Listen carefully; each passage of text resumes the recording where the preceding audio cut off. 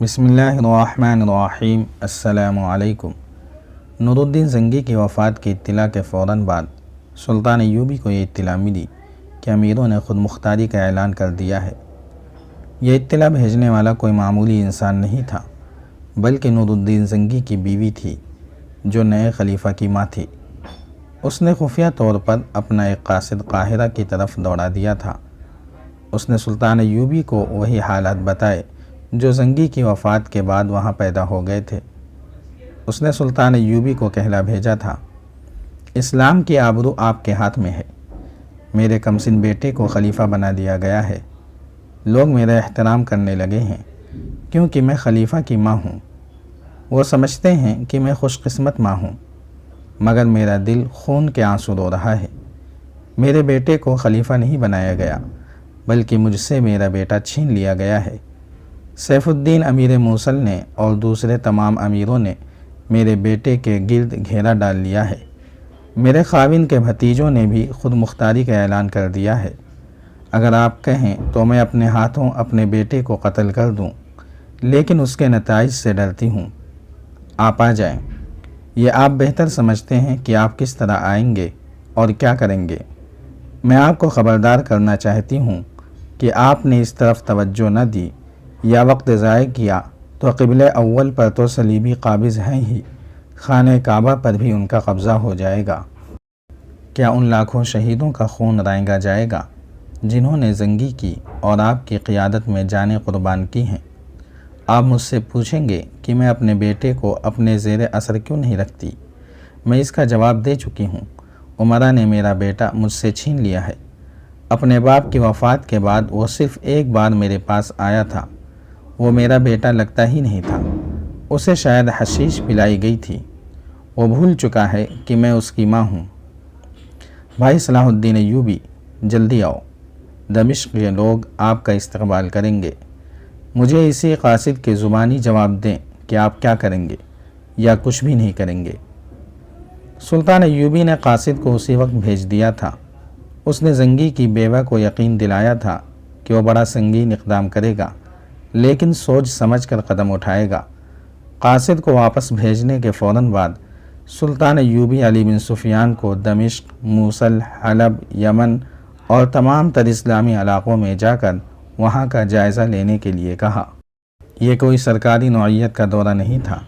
علی بن سفیان کو جاسوسوں کے انداز سے بہروپ میں وہاں جانا تھا۔ اس کا کام یہ تھا کہ معلوم کرے کہ مسلمان امراء جو خود مختاری کا اعلان کر چکے ہیں کیا ارادے رکھتے ہیں، صلیبیوں کے ساتھ ان کا رابطہ ہے یا نہیں، خلیفہ کی فوج کا رجحان کیا ہے، کیا اس فوج کو خلیفہ کے ایسے احکام کی خلاف ورزی کے لیے تیار کیا جا سکتا ہے جو اسلام کے لیے نقصان دہ اور دشمن کے لیے سودمند ہوں۔ اور علی بن سفیان کو یہ بھی معلوم کرنا تھا کہ ان علاقوں کے عوام کے جذبات اور نظریات کیا ہیں، اور کیا فدائی بھی خلیفہ کے ساتھ مل گئے ہیں۔ یہ جائزہ بھی لینا تھا کہ سلطان ایوبی دمشق یا کسی اور مسلمان علاقے پر فوج کشی کرے تو وہاں کے عوام کا رد عمل کیا ہوگا۔ سلطان ایوبی کی کامیابی کا راز یہی تھا کہ وہ اندھیرے میں نہیں چلتا تھا۔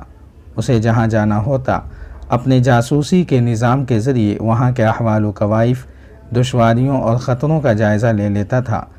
جیسا کہ پہلی کہانیوں میں بتایا جا چکا ہے کہ اس کا جاسوسی کا نظام بہت تیز اور ہوشیار تھا۔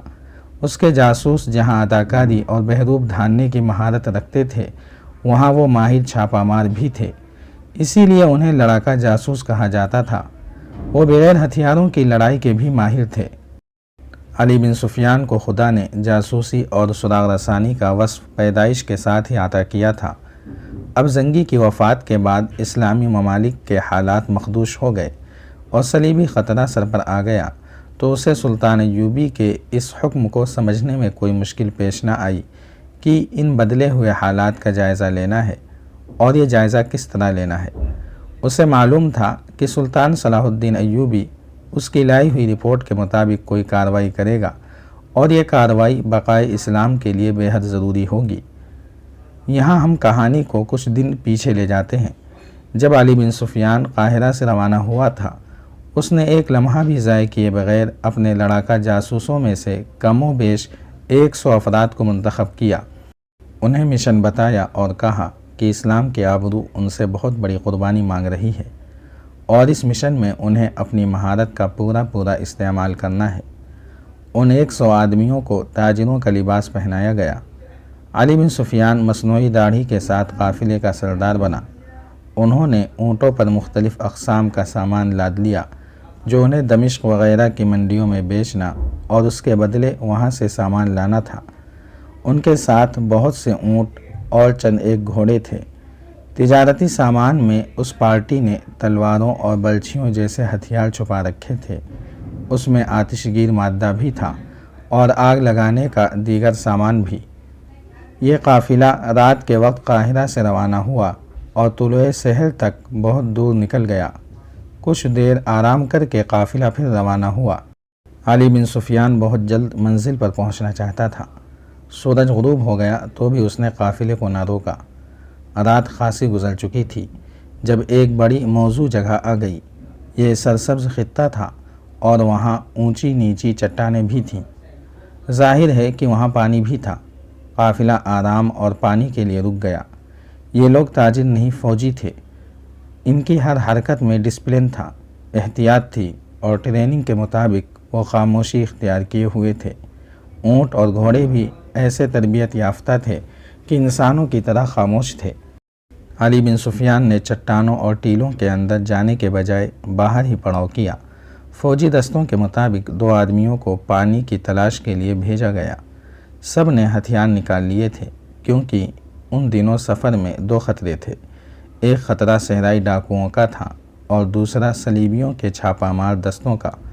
ان کے دستے دراصل ڈاکو ہی تھے جو مسلمانوں کے قافلوں کو لوٹتے پھرتے تھے۔ 2 آدمی اس خطے کے اندر چلے گئے۔ انہیں یہ بھی دیکھنا تھا کہ یہاں دشمن کے چھاپہ ماروں یا گشتی دستوں نے قیام نہ کر رکھا ہو۔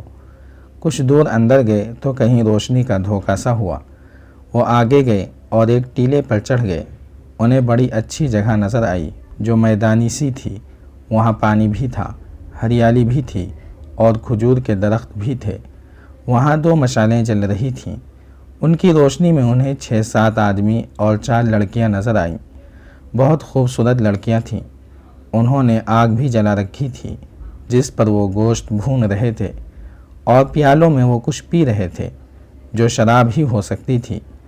ذرا پرے گھوڑے اور 3-4 اونٹ بندھے تھے۔ بہت سارا سامان بھی ایک طرف پڑا تھا۔ علی بن سفیان کے دونوں آدمی چھپ کر قریب چلے گئے۔ رات کے سکوت میں ان لوگوں کی باتیں صاف سنائی دے رہی تھیں۔ ان کا ہنسی مذاق بتا رہا تھا کہ یہ لوگ مسلمان نہیں۔ لڑکیاں بے حیائی کی حرکتیں بھی کر رہی تھیں۔ ان دونوں آدمیوں نے انہیں نظر انداز نہ کیا۔ واپس آ کر علی بن سفیان کو بتایا۔ علی بن سفیان گیا اور چھپ کر قریب سے دیکھا۔ ان آدمیوں اور لڑکیوں کی زبان کچھ اور تھی جو علی بن سفیان سمجھتا تھا۔ وہ عیسائی تھے۔ علی بن سفیان سوچ رہا تھا کہ وہ ان لوگوں کے پاس چلا جائے اور معلوم کرے کہ وہ کون ہیں اور کہاں جا رہے ہیں، یا ان کی نقل و حرکت دیکھتا رہے۔ اس کے ساتھ 100 لڑاکا جاسوس تھے۔ اسے ان 6-7 آدمیوں اور 4 لڑکیوں سے کوئی خطرہ نہیں تھا، لیکن وہ انہیں سراغ رساں نگاہوں سے دیکھ رہا تھا۔ اسے شک ہو گیا تھا کہ یہ صلیبی جاسوس اور تخریب کار ہیں اور کسی اسلامی مملکت میں جا رہے ہیں۔ اگر ایسا ہی تھا تو یہ اس کے مطلب کے لوگ تھے۔ جاری ہے۔ اگر آپ کو یہ قسط وار سلسلہ پسند آ رہا ہے تو لائک، شیئر اور کمنٹ کے ذریعے ہماری حوصلہ افزائی کریں۔ جزاک اللہ خیرا۔